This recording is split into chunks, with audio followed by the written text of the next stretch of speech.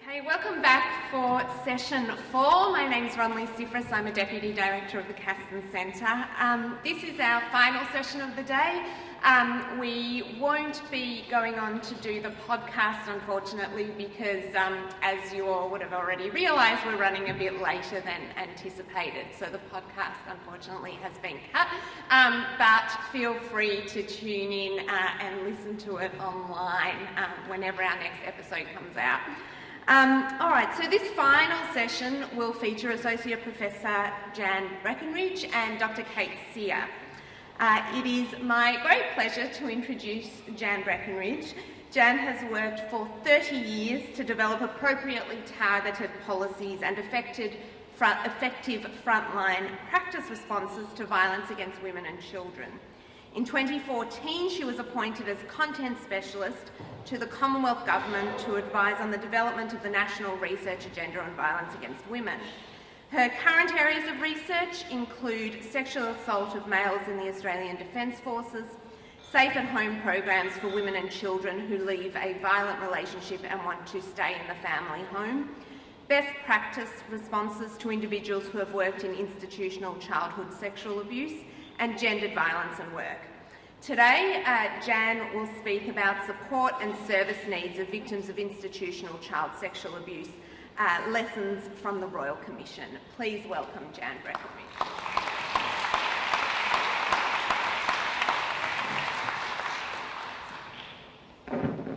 Before I start, I'd just like to acknowledge the traditional owners of the land, the Wurundjeri people, and pay my respects to any Aboriginal people in the audience today. And I'd like to also recognise the ongoing effects of colonisation and child removal, because the topic of my discussion today, Lessons from the Royal Commission, won't be a surprise to any of you in the audience that Aboriginal people are overrepresented in institutional abuse, and the responses to Aboriginal children and adult survivors of childhood sexual abuse in institutions are probably still lacking.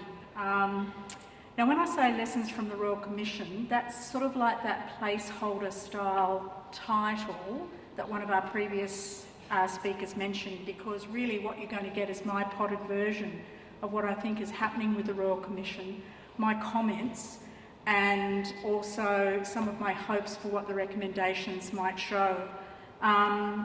None of us could not know that we've had a Royal Commission into institutional responses to child sexual abuse. There are Google alerts every day. We have multiple media representations of the Commission nationally, locally. There are Twitter feeds, you name it, it's everywhere. None of us can not know that George Pell has come from Rome to face allegations of child sexual abuse, and that really is one of the advantages of a Royal Commission, that it harnesses public attention. Media are interested, and in a sense, that's probably the best part of Royal Commissions, because very often they're disappointing, and very often the recommendations are ubiquitous. We've heard them before, and they're not implemented, or they're not implemented in ways that are meaningful for the people that they're supposed to be assisting. So I thought today I'd start with a story, and you must remember I was an old activist, and when I said 30 years I cringed, and I think I won't do that in any further discussions because it makes me feel so old. But I want to talk to you about a young girl that I worked with when I was a very young social worker in my first career. I worked in a specialist unit, a therapeutic unit for children who couldn't live in their own homes, and they couldn't be fostered because their behaviour was really very difficult to manage. Now, Joanna was a child of rape. Her mother was raped when she was 18. She felt she had no choice but to keep Joanna. She then entered into a series of relationships that were violent, sadistic, cruel.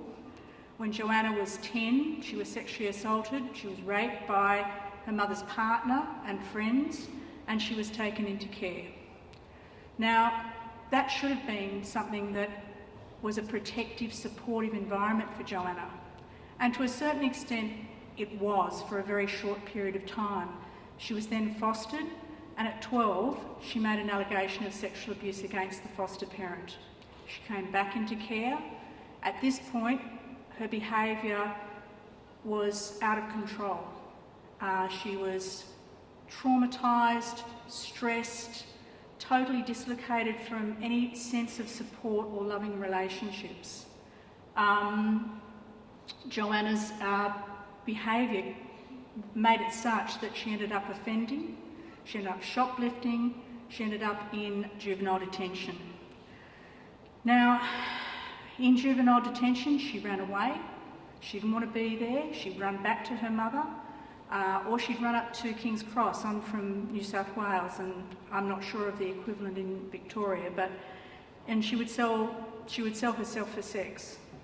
At 16, she was discharged from care, and my hypothesis for Joanna is that she's probably ended up in a cycle of endless help seeking, going to different services, in and out of custodial situations, and actually none of those situations have probably been very helpful for her. I doubt she's received the support that she needs, and I think she may well have started to use drugs and alcohol as a way of self-soothing, self-medicating. So my hypothesis is that she's been seen by a lot of people who want to help her, but I would imagine very little of it was effective. And in a sense, this is what the Royal Commission is primarily designed to do. How can we produce better responses to some of these stories? But I also thought one of the things that struck me, and I welcome the opportunity to speak today at the Castan Centre because it's forced me to think a little bit more about rights and where do rights fit with the Royal Commission, where do they fit in this kind of work more generally. And I thought, what is it that the Convention on the Rights of the Child would offer Joanna? And if we look at what happened for Joanna, we can see that the state failed to protect her from sexual exploitation and sexual abuse. You know, she was also abused in the care of her parents, but her parent was never provided the support they needed to help Joanna.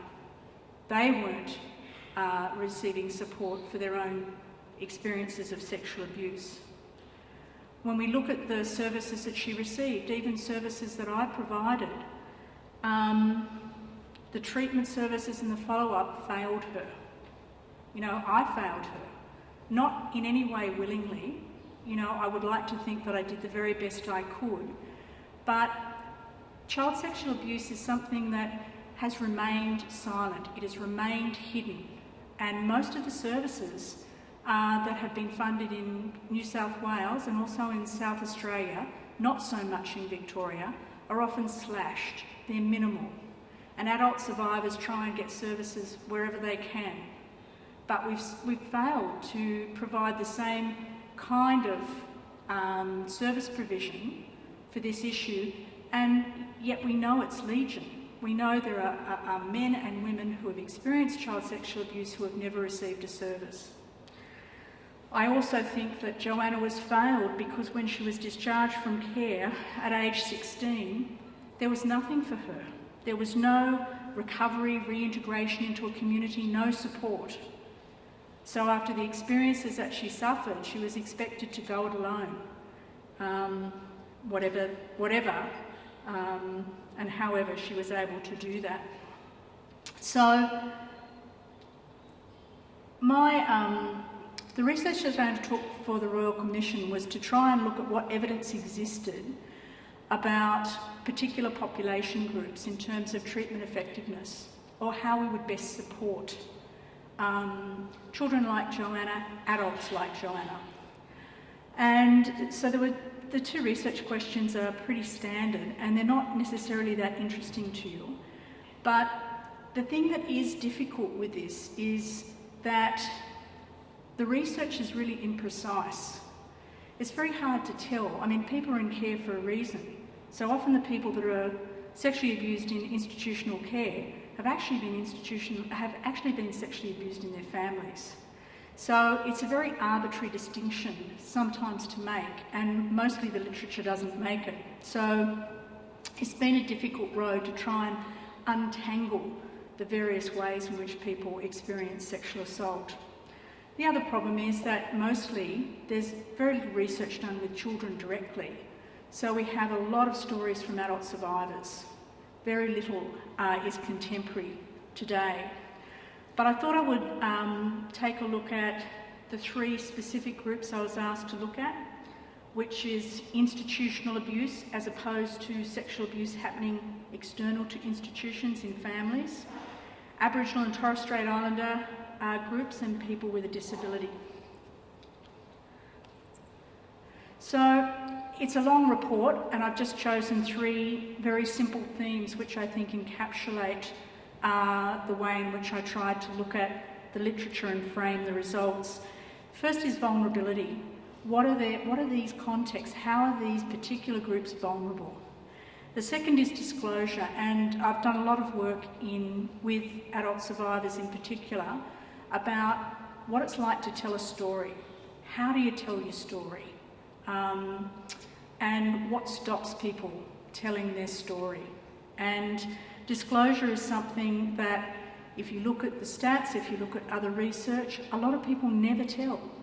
There are people at the Royal Commission now who have never told anybody else what's happened to them. And yet we know that disclosure can be a very helpful thing for people to hear what's happened to you, to believe what's happened to you, allows an opening for support and for recovery.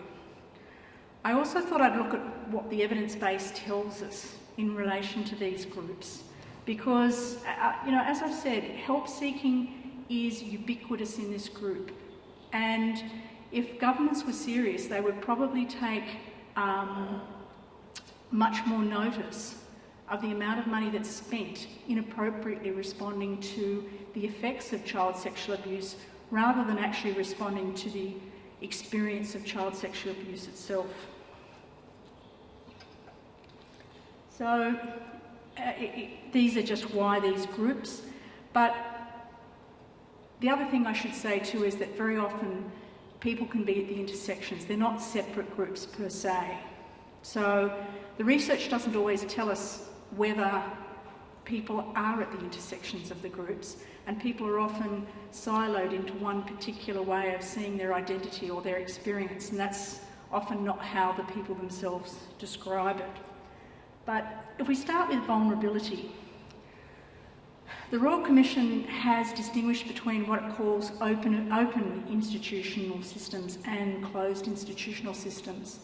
Now, closed institutional systems really are talking about residential out-of-home care. So it could be boarding school, but less likely to be, where the child's life is controlled by a single authority or a delegate. They have very little contact with people outside the institution. And they may have fewer stable attachment relationships. And, that sense of having your life controlled is really important, because it directly affects whether you feel you can tell anyone or not. And it will shape what you think the consequences of a disclosure might be. Open institutional systems are defined by the Commission as being things like childcare centres, sports clubs, where there is a sense that children are participating in some form of institutional or recreational activity, but it's not the only part of the child's life. It's a component at best. The child may have secure attachment relationships elsewhere, and it's easier for the child to leave. So if we're talking about a scout group, a soccer group, a netball group, it's easy to go. You can stop. And the consequences aren't necessarily life-altering. Now, one of the questions that has plagued me about the Commission, and it worries me a lot in relation to the definition of what is a closed institution, is that to me I fail to see the difference between the nuclear family and where sexual abuse happens within the nuclear family, and between the definition of a closed institution. And I suppose my concern about this is really at the heart of one of my criticisms is, why have we got a Royal Commission that is so limited? And it's not to say that we shouldn't be focusing on this, because horrific things have been done in institutional care and it shouldn't be a competition. But in focusing on a very small part of child sexual abuse, it allows us to feel safe, because we can all be outraged about George Pell. We can all be outraged about, Yeshiva College, or this external institution where we've probably got ambivalent relationships, some of us, to those institutions in any case. But when it gets to the family, we're much less likely to feel comfortable actually facing the stories of people who have been sexually assaulted in their families, men and women. And not surprisingly, it does seem as if disclosure is much less likely to happen when the abuse has happened in families, which says something about the pressure, the control, the power of the perpetrator in the family, and the fact that children may not feel they can say very much about that. So I also see captivity, and it was something said back in 1992 by someone who has studied trauma and traumatic effects of violence in war as well as violence in domestic situations, that the family is also, there's a sense of captivity. Children can't leave, they're dependent. The outcomes can be worse for disclosing, so it can be very difficult for them to disclose. So if we start to look at the vulnerability of Aboriginal and Torres Strait Islander children, that's really not at all a surprise. I mean, the historical legacy of colonisation, child removal, the trauma of many Aboriginal communities and families, it sets up a situation where those children are vulnerable to other influences.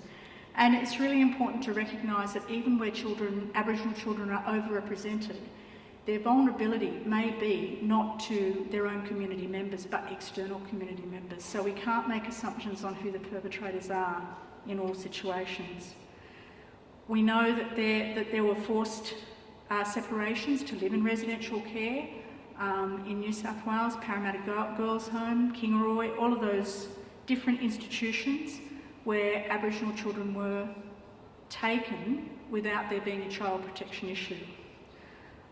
We know there's ongoing socioeconomic disadvantage, which means that Aboriginal families are under much closer scrutiny than many other families. So children are much more likely to be taken in situations and put in residential care, even despite policies saying that they should remain with kin care and other Aboriginal families. I think the other thing that is a really important issue is that there is ongoing racism, which means that when Aboriginal children disclose, the abuse is either minimised or it's dismissed.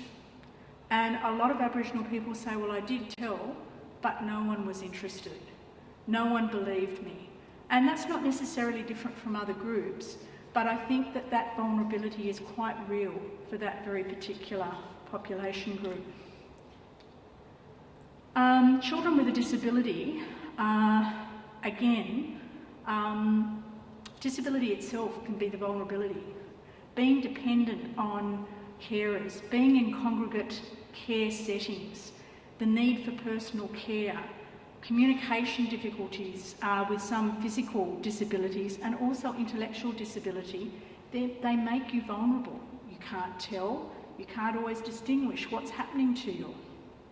And it's also the case that the evidence would suggest that a greater number of more serious, and I hesitate to use that word, but the literature will talk about penetrative sexual assault is more likely to happen to children who are sexually abused who have a disability than to children who are sexually abused without a disability.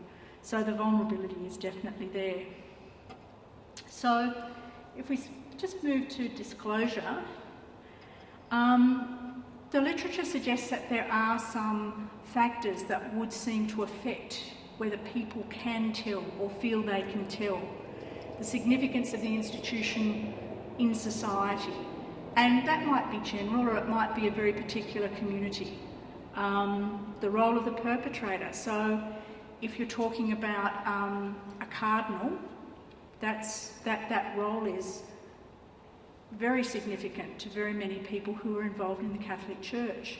It is shocking to some people that a cardinal could be accused, and it's even more shocking for some people to think that he may be guilty. And that's something we don't know until that's been tested in court. The perpetrator's reputation and status in the wider community. Most people have a belief that the head teacher or a priest or all of those roles bring with it status and a certain faith that they are good people. And I think the other thing is fear, guilt and shame cannot be underestimated. And also just straight out intimidation. If you tell, these things may happen to you or your family. I also think that for some children, previous poor responses to disclosure. Children don't normally tell you a whole story. They never sit down and say, well, and they go from A to Z. They normally might start at D and then they might go to S and then they might come back to G, because it's really shocking, it's shameful, and it's difficult to tell such personal experiences. For boys and adult males, we know there's a fear of being seen as being stigmatised as being homosexual, or fear of homophobia.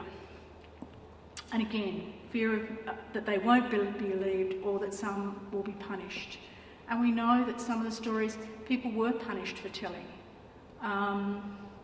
One of the things that I think is even more chilling is some of the results from the Mulligan inquiry in South Australia, where a lot of kids in care just said it was just more of the same. What was the point? It's just more of the same. And it's difficult to trust. In relation, can't possibly be. In relation to disclosure with Aboriginal and Torres Strait Islander children, I think there are some very particular overlays: lack of trust in the system, sense of betrayal of the kinship group and extended family members, may be punished again, fear of violence from other community members. And there's a concept of lateral violence where you have families lining up against family members.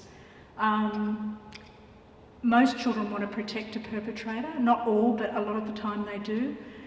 In Aboriginal communities, it's often reported that people are scared about deaths in custody, should they report that kind of behaviour. Also geographic isolation, and this is true for a lot of rural families. Who do you tell when you leave 200 miles from the town? Who are you going to disclose to? Who are you going to report to? And Aboriginal people also say things like, really, I'm going to go into a room, I'm going to go down a corridor, I'm going to be asked questions, I've got to give answers, I don't know this person.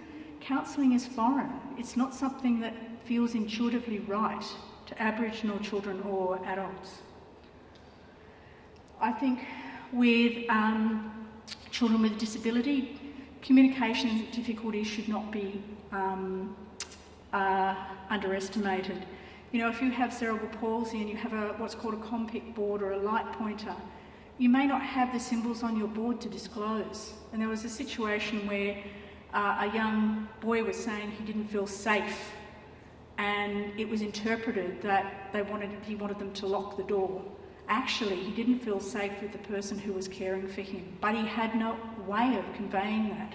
So communication is important. It's very difficult sometimes if you are physically hurt in terms of your daily care to always know the difference between what's happening.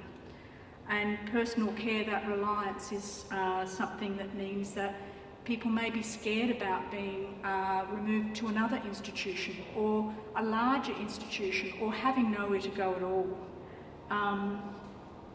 And also, again, the same lack of capacity to report. So you can see there are some themes for some of these groups that are not surprising.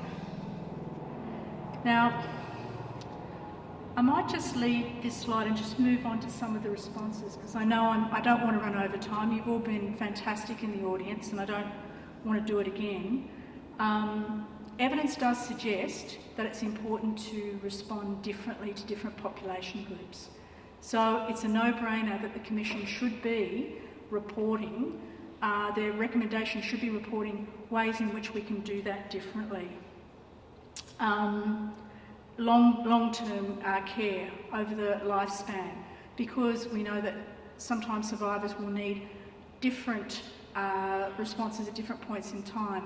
I should also say that some survivors don't require any support, and whatever support and resiliency they have mean that they don't require that, but some do. There should be some concept of spiritual beliefs and practices. How do you incorporate that into therapeutic support? And the difference between counselling and therapy and therapeutic support, which may be self-help groups, or it may be working with communities and also involving families.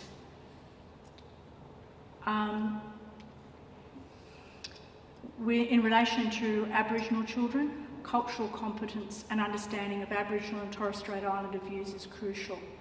Culturally appropriate practice.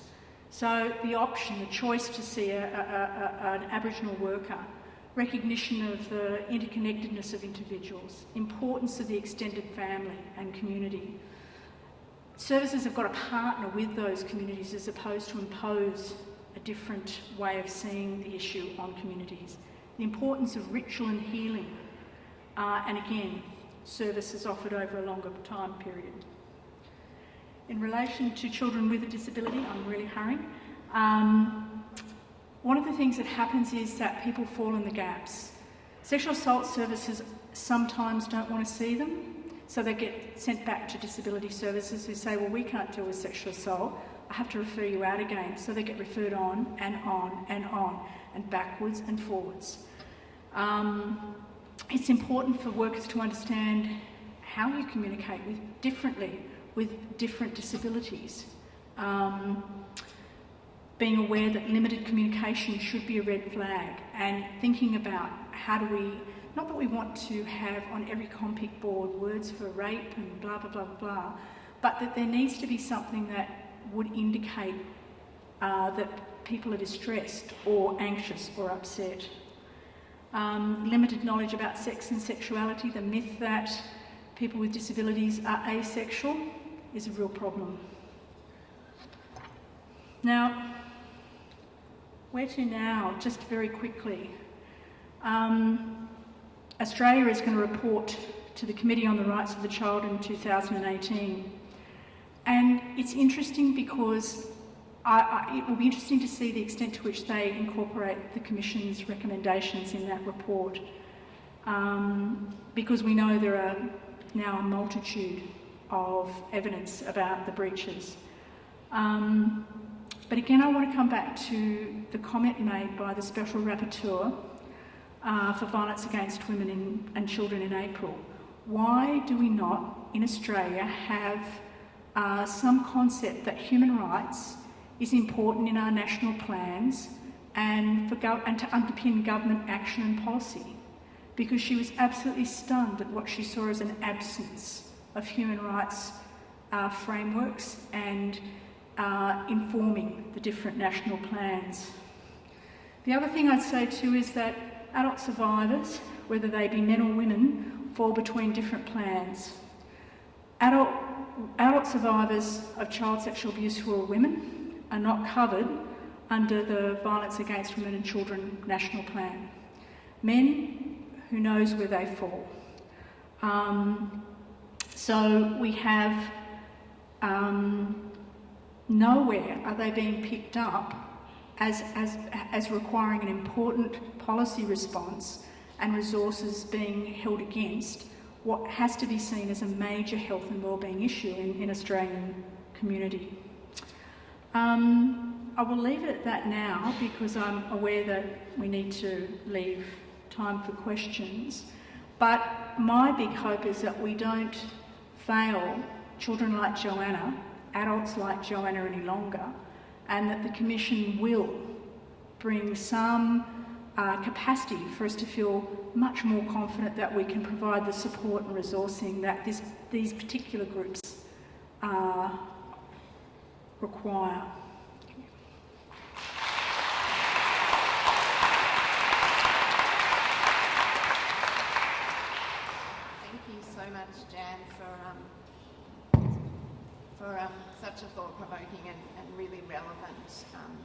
presentation. We've got time for a couple of questions.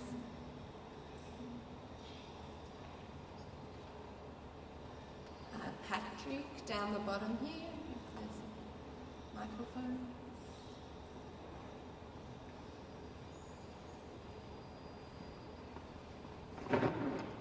Thanks. You drew the comparison of families to closed institutions and so kind of queried the sort of division of investigatory attention. Do you feel that the sort of the constitution of those institutions within public policy, whereas the family to some extent has a life outside sort of contemporary public policy, does perhaps put a special onus on public policy to respond to what happens in institutions that is different in character, even if there are those resemblances you drew? I think what you're saying is right, and I think they are different for the very reasons you've said. I just think it was an opportunity to do something more about an area that we know is a substantive problem. And for a lot of people who experience sexual abuse in their families, it has been crushing that they haven't received the same attention, had the same opportunity to talk about their experience, and may not always be able to access some of the services that have been set up specifically for the Commission. And I think the problem there is that means you've got a whole group of people who don't get services because they're not part of the inquiry. So the way that the Commission has framed the problem means that some people are disenfranchised from service provision. Down the bottom in the middle here.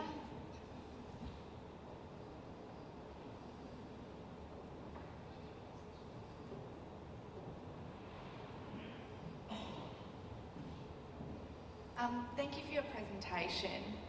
Just recently I had someone in my family make a disclosure and someone was asking me what to do. So I spoke to a friend who was a lawyer who said, don't talk about it, go straight to the police, don't ask any questions. Spoke to a friend that works at the Department of Child Protection. She said, talk about it, talk about it, talk about it. And it made me think, I wonder, in terms of the completely different approaches, is that why it's so hard to get a conviction? Because you've got the intersection of wanting to not corrupt the evidence versus the therapeutic side. Look, there's a call at the moment for sexual assault courts, specialist courts, and I think that might address some of those issues. I think one of the problems is that for some children, it's never going to go to court. You know, the police are not going to charge the perpetrator, particularly for a young child. For someone with a disability, for an Aboriginal young person, I'd be very doubtful it would hit the courts. So I know what you're saying, and it is true that there is a disciplinary divide, but I also think that the legal tail shouldn't wag the dog. Primarily, you've got to respond to a person as a person. And it's not to say that you should be contaminating evidence, but before the person even, or the young person even knows what they want, you need to talk with them about what they want. You know, what is the purpose, what do they want to tell? And if you feel that it's going to be a disclosure that may end up going to court, and often you do have an idea, it's humane to respond. It's just humane to respond. And given the number of cases that are successfully prosecuted, I would think that human-to-human response is probably really important. Any more questions? Up the back, over there.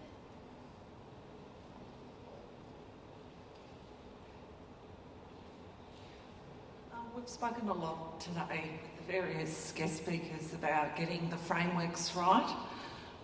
And I'm wondering, and you just mentioned, Jan, getting the framework right in terms of human rights. Why is it that we don't have today a National Bill of Human Rights?